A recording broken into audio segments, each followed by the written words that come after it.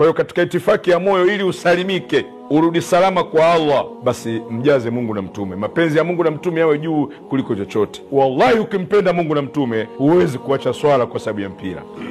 Ukiona una uwezo kuacha swala kwa sababu kasikize mpira, wewe huna imani. Katika watu wenye kumpenda Mungu na mtume wewe haupo, wewe takataka. Semeni washabiki wote mpira mataila.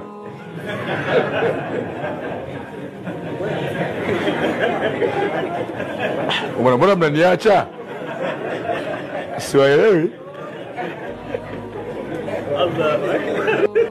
Takbir.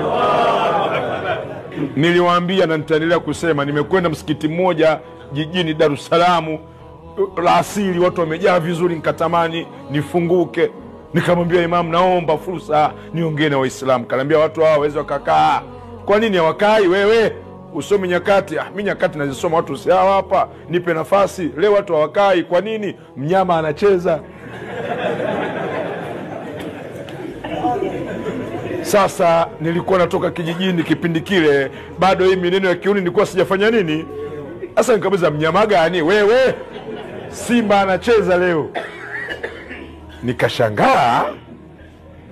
Yule mama alichofanya, kapiga Fatiha, kaomba dua, watu wametawanyika. Ndio mabwana wananishika, wananiambia, Shedi Moso pole, Imam lenyewe Simba.